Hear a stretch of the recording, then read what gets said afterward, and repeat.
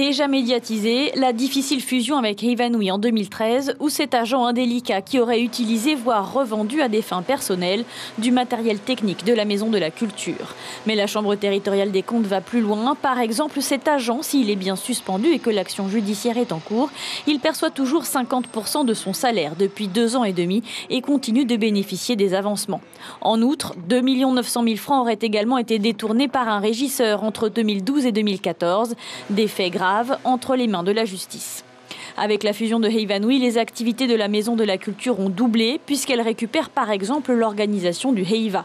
Mais les agents, membres de la fonction publique, ont des horaires fixes, inadaptés avec une activité de spectacle vivant, relève la Chambre.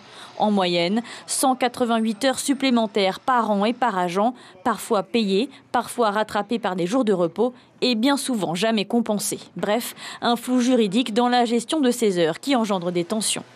La CTC relève également que le Grand Théâtre est sous le coup d'un avis défavorable de la Commission de sécurité depuis avril 2015 pour des raisons de sécurité incendie. Depuis 2017, la Maison de la Culture fait appel à un prestataire pour tenter d'y remédier, mais l'avis défavorable n'est pas levé pour autant et le Grand Théâtre n'a jamais cessé de fonctionner. Tout cela, c'est en majorité avec de l'argent public, puisque la Maison de la Culture perçoit 417 millions de francs de subventions du pays et génère 140 millions de francs de recettes propres, notamment avec la billetterie ou les différents ateliers.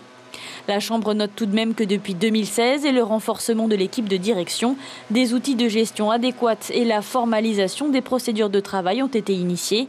Ils doivent impérativement être poursuivis sur le long terme. Et le projet de centre culturel de la Polynésie ne doit pas être un frein à ces remises en question, car si un pôle médiathèque est prévu à Waiami pour 2021, il n'y a encore aucun calendrier pour le pôle spectacle vivant. Quoi qu'il en soit, ce projet prévoit la démolition du petit et du grand théâtre.